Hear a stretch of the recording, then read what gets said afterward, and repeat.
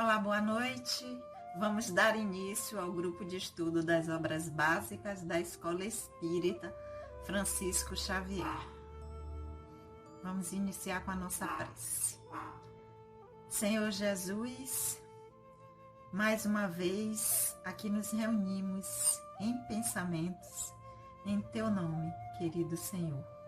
Abençoa os nossos propósitos de aprendizado desta noite. Que o Teu amor encontre sempre eco em nossos corações. Que assim seja.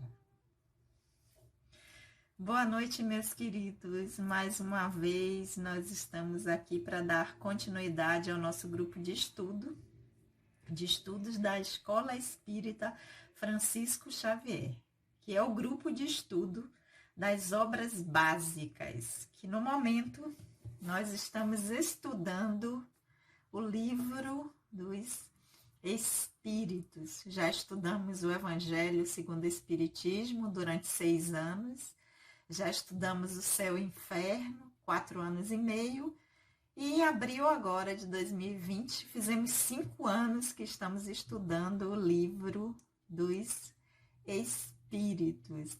E já alcançamos a 4ª parte, o 4º livro, e já estamos no 2º capítulo dessa 4ª parte, ou 4º livro, alguns chamam 4ª parte, parte 1, parte 2, parte 3, parte 4, outros chamam livro 1, livro 2, livro 3, livro 4. E nós já alcançamos essa 4ª parte e já estamos no 2º capítulo, que é o último capítulo do livro, né? Do Livro dos Espíritos. Essa não é a tradução que nós estamos utilizando aqui, que nós vamos utilizar no nosso estudo. Nós utilizamos sempre a tradução de Herculano Pires. E já estamos no capítulo 2º, que trata das penalidades e prazeres futuros. No capítulo 1, vimos as penalidades e prazeres terrenos, porque essa parte do livro fala sobre esperanças e consolações. Então, nesse segundo capítulo, nós já alcançamos o item 7. Nesse capítulo também tem vários itens. E esse item 7, ele trata da duração das penas futuras. Ele começa na pergunta 1003. Eu fiz um resuminho aqui para a gente não voltar tudo, né? Nós estamos na pergunta 1009. E a partir da pergunta 1003, nesse item da duração das penas futuras, Kardec vai falar sobre a duração dos sofrimentos, se essa duração é subordinada a alguma lei, o que é que determina essa duração, se a percepção do tempo para o espírito, para quem sofre, é igual quando está encarnado, se essa duração pode ser eterna, se existem espíritos que nunca se arrependem, se a duração depende da vontade do espírito ou se é imposta a ele.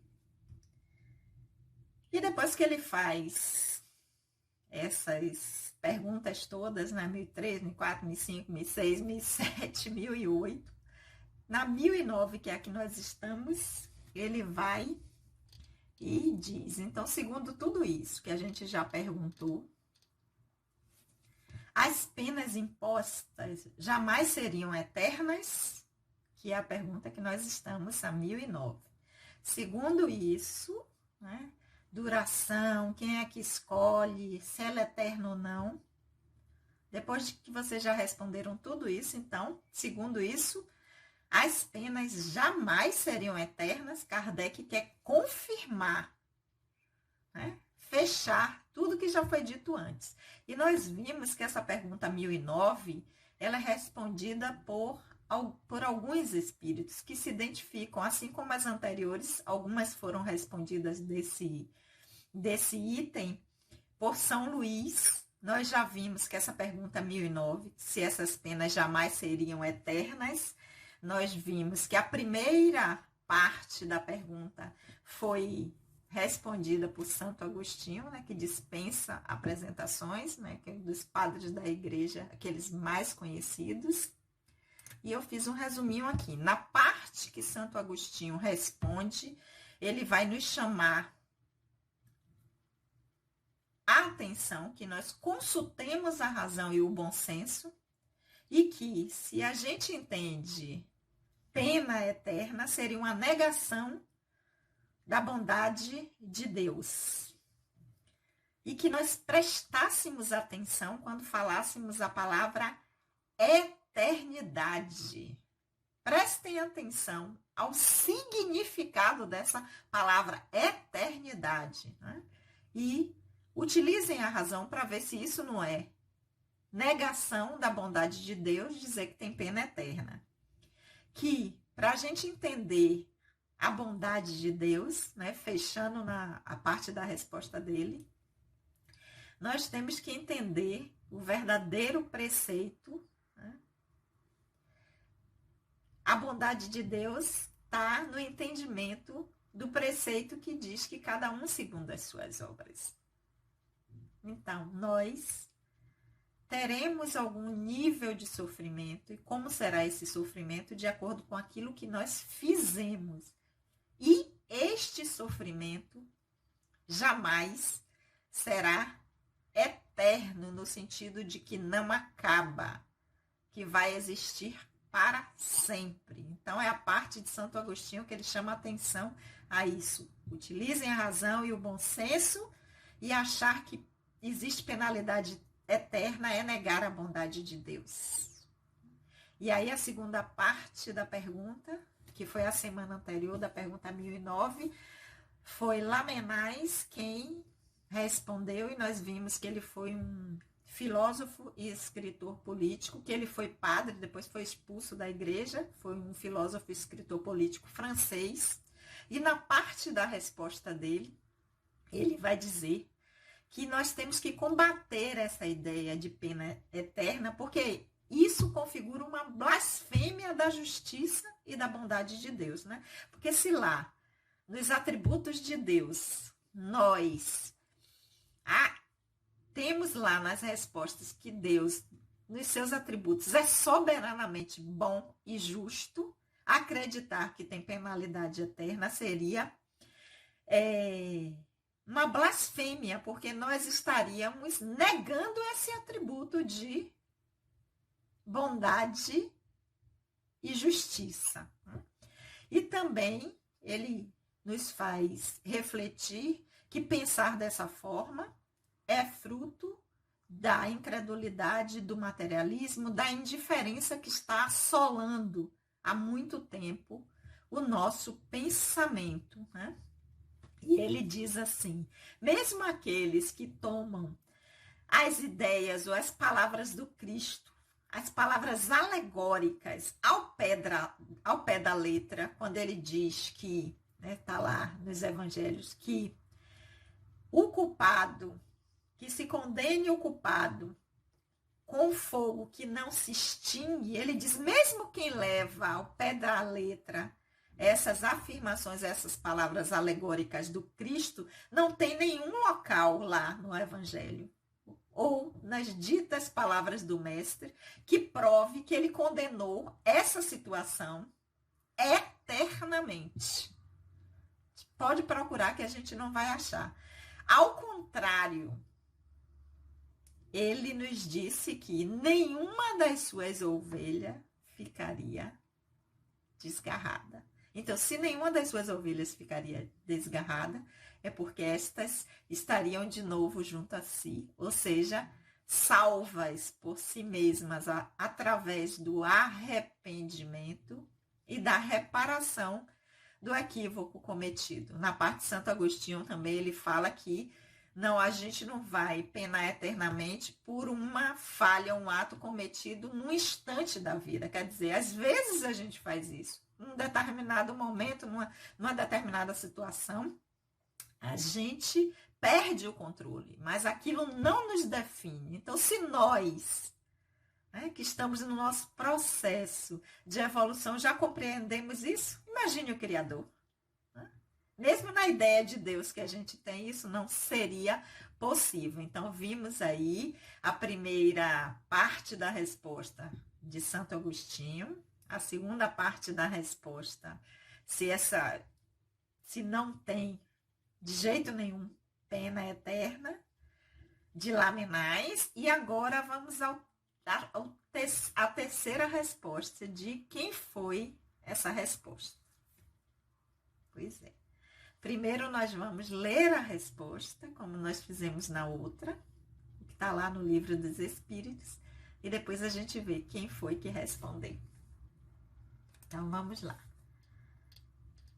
Vamos voltar, segundo isso, pergunta de Kardec, as penas impostas jamais seriam eternas? Já vimos a resposta de Santo Agostinho, já vimos a resposta de Lamennais e vamos ver agora a terceira parte da resposta. Guerras de palavras. Guerras de palavras. Não tendes feito verter bastante sangue? Será ainda necessário reacender as fogueiras? Discutem-se as expressões eternidade das penas, eternidade dos castigos. Não sabeis, então, que aquilo que hoje entendeis por eternidade, os antigos não compreendiam da mesma maneira?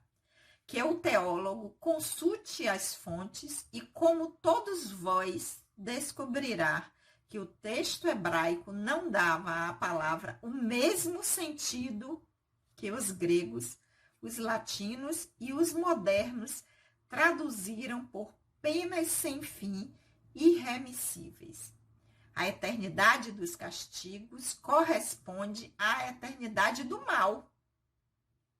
Sim, enquanto existir o mal entre os homens, subsistirão os castigos. Em sentido relativo que se devem interpretar os textos sagrados. A eternidade das penas é, portanto, relativa e não absoluta. Dia virá em que todos os homens se revestirão pelo arrependimento da roupagem da inocência, e nesse dia não haverá mais gemidos nem ranger de dentes. Vossa razão humana é limitada, isso é verdade, mas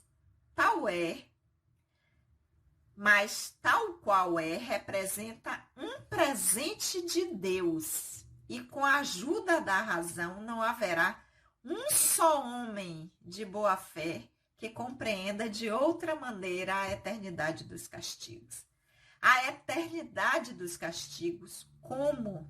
Teríamos então de admitir que o mal fosse eterno, mas só Deus é eterno e não poderia ter criado o mal eterno, pois se assim não fosse, teríamos de destituí-lo,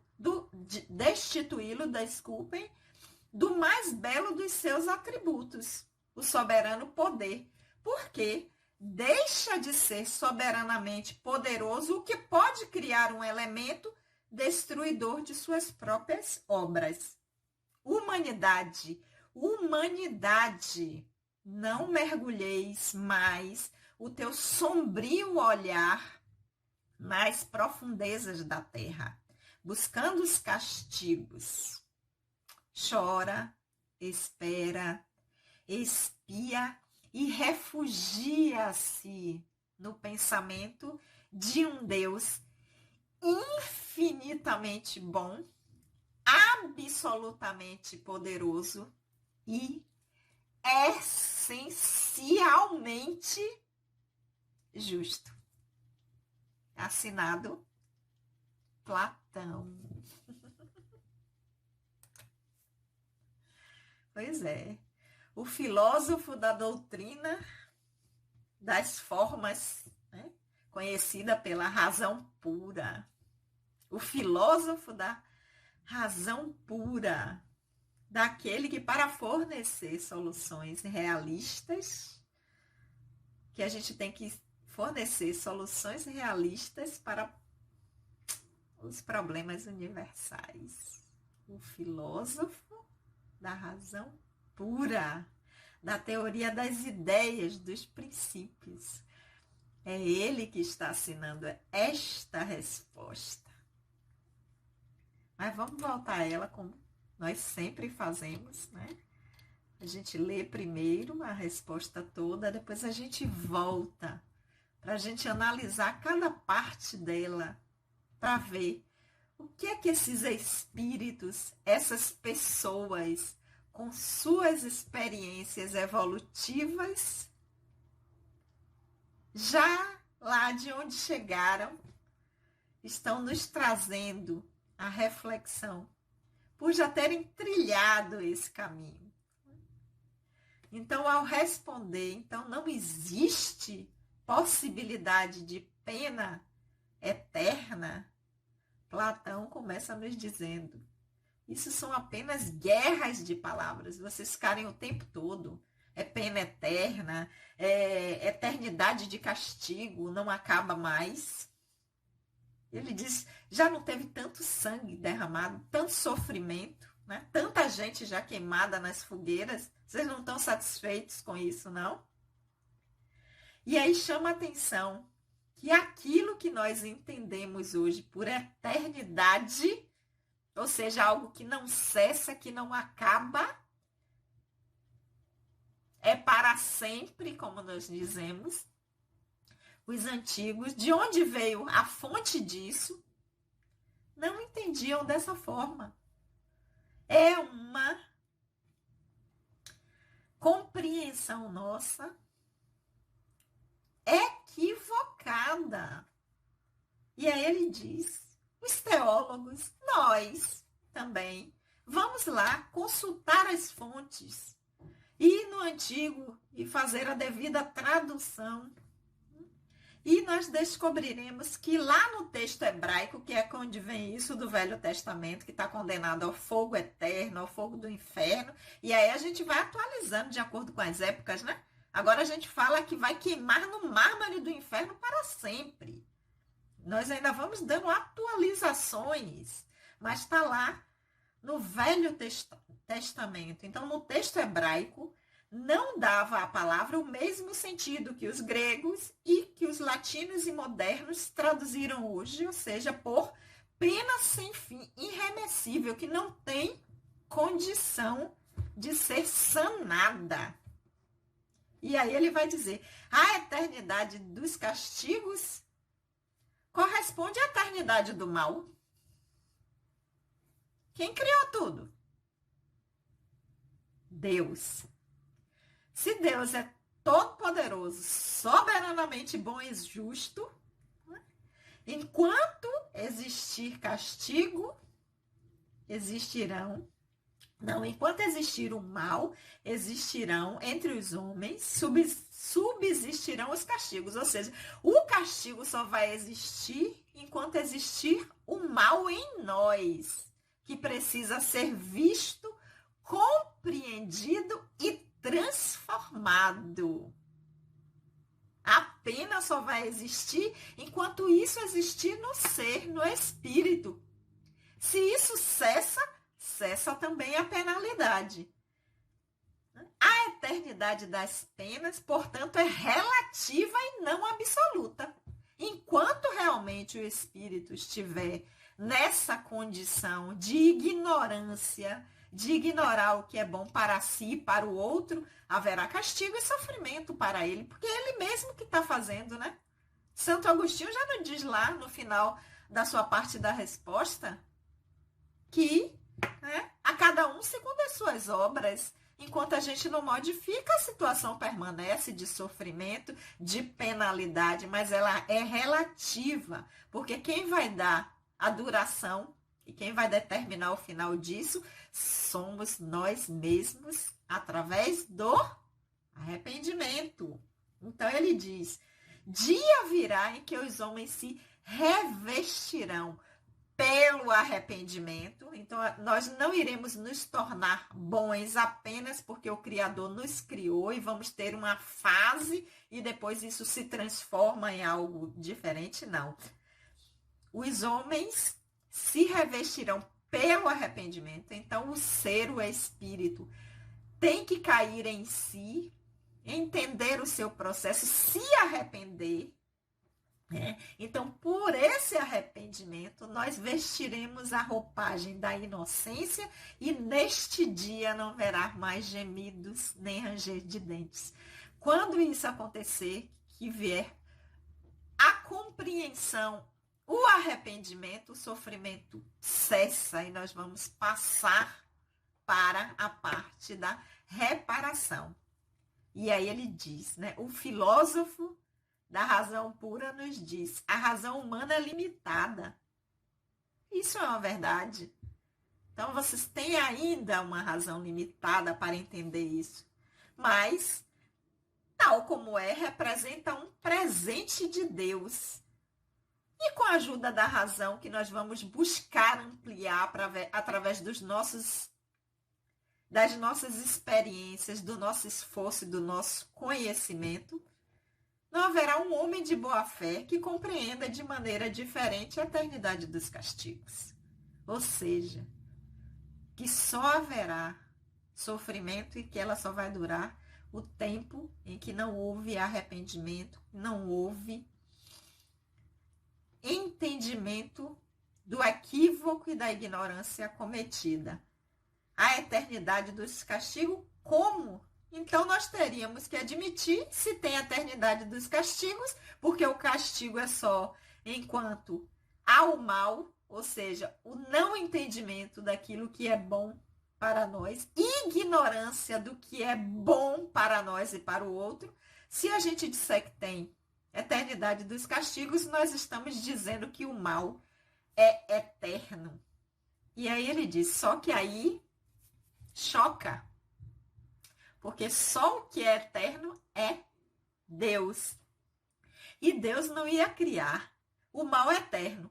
Pois se assim o fosse, teríamos de destituí-lo do mais belo dos seus atributos, o soberano poder. Porque como é que eu vou criar algo que no seu processo de desenvolvimento se torna algo mal e que eu não posso dar conta de transformar isso? Então eu não tenho soberano poder. Eu crio algo, esse algo se vira contra mim e eu não tenho mais como modificar isso.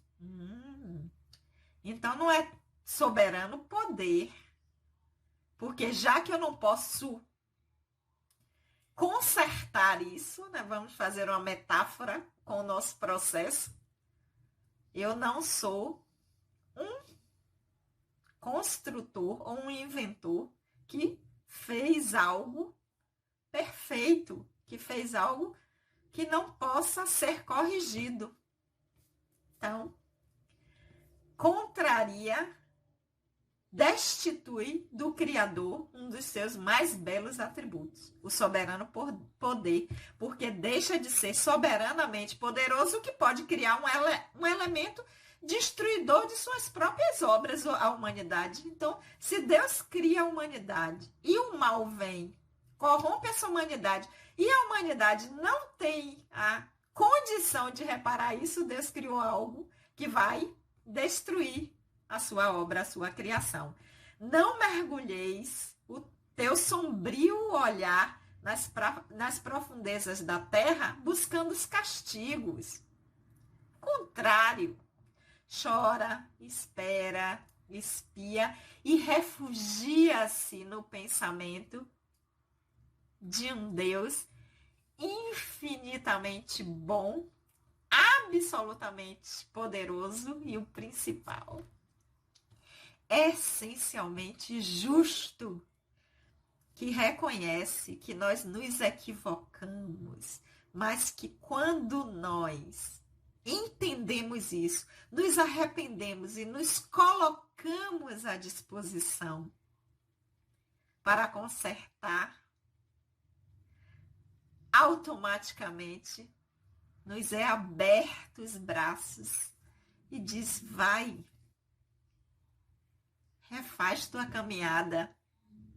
Isso é ser soberanamente bom, absolutamente poderoso, infinitamente bom e o principal, essencialmente justo. Só podia ser o filósofo das ideias, né, da razão pura, a nos mostrar de uma forma tão clara aquilo que as outras perguntas, eles já tinham respondido, que São Luís também já tinha falado, né? Clareando ainda mais para nós, a cada um segundo as suas obras. Então, nós temos o livre-arbítrio, faça o que quiseres, pois é tudo da lei, mas entenda que a semeadura é livre, mas que a colheita é obrigatória e que nós só colhemos o que plantamos. E se nós nos arrependermos da colheita, do que semeamos, desculpem, nós podemos semear de novo. Dizer, poxa, não era isso que eu queria. Não teve o resultado desejado, eu queria colher outra coisa. Então eu plantarei de novo, porque Ele sempre nos acolhe de uma forma infinitamente bondosa, amorosa e justa. Ok, meus amores? Não acabou. A pergunta 1009 ainda tem muitas coisas para a gente ver, muita. Mas nós não estamos com pressa. Tá chegando pertinho? Tá. Das 1018 perguntas? Sim. Mas, afinal de contas, nós estamos estudando há 5 anos. Não temos pressa alguma. Então, na semana que vem, nós damos prosseguimento a esse item 10, que é o item, deixa eu ver aqui, item 7. Deixa eu ver, Sandra Naira. Item 7 da duração das penas futuras. Provavelmente ainda nesse formato que a tecnologia está nos proporcionando, nesse momento em que nós estamos vivenciando de pandemia, ainda não podemos estar presencialmente em nossa instituição, a Escola Espírita Francisco Xavier, que fica na rua 1º de dezembro, número 16, na Cidade Nova, em Salvador, Bahia, né? Porque agora nós estamos na internet, mas que a tecnologia está nos proporcionando dar continuidade aos nossos estudos. Nós estamos preparando a nossa casa, aproveitando esse tempo em que nós encarnados não estivemos lá, porque a equipe espiritual continua ativa e trabalhando sempre para fazer as reformas necessárias para quando a gente puder voltar com segurança. Às quartas-feiras, às 19 horas, nós nos encontrarmos de novo, porque a saudade é muito grande, né? Mas nós temos que ter responsabilidade com as nossas escolhas para que possamos fazer boas colheitas. Então, temos que ter cuidado, né? Porque a pandemia ainda está aí. Não passou. Nós estamos já retornando e quando nós pudermos voltar, estar presencialmente de uma forma segura, seguindo todos os protocolos, porque nós temos um público de pessoas idosas, muitas pessoas idosas. Quando nós pudermos voltar com segurança, com todos os protocolos, nós estaremos juntos. Mas até lá, vamos aproveitar que a tecnologia nos proporciona estarmos juntos e até ampliando, né? Porque a partir do momento que esse grupo era privado, era só para aqueles que fazem parte do grupo de estudo na instituição, mas a partir do momento que nós abrimos e colocamos no YouTube, nós estamos possibilitando também que aquelas pessoas que desejarem estar estudando, relembrando, refletindo sobre essas questões do Livro dos Espíritos para que nós possamos utilizar como uma das ferramentas em nosso aprendizado atual, nessa nossa experiência, também estão podendo compartilhar com a gente. Então, divulguem, aproveitem, se inscrevam no canal da gente, né? E convidar vocês também que hoje, depois desse nosso horário do grupo, às 19h45, nós estaremos fazendo também outra reflexão através da Casa de Orações Francisco de Assis, com o tema O Tempo de Deus. Estaremos lá. Quem não estiver muito cansado da minha voz, se quiser, às 19h45, nós estaremos também lá no canal da instituição. COFA, Casa de Orações Francisco de Assis. É só colocar lá, siga COFA, que vocês acham. Então, muitas saudades de vocês. A saudade só aumenta. Do nosso amado grupo de estudo das obras básicas, Nilda, Gilmara, Juliana, Miriam, Lenildes, Lúcia, Maria, Railda, Leila, Néa, Antônia, Dinalva, Meire e todos que estiverem nos ouvindo, assistindo, compartilhando com a gente desse momento de aprendizado. Vamos orar? Querido amigo, amado Senhor, nós te agradecemos por esses momentos de reflexões e aprendizado, que possamos, Senhor, utilizar em nosso dia a dia, nas nossas provas, nas nossas experiências, e que possamos sempre, Senhor, embalados pelo teu amor, permanecermos nessa busca de transformar em nós aquilo que precisa ser transformado. Que o teu amor infinito por nós possa sempre encontrar eco em nossos corações. Um beijo, até a semana que vem.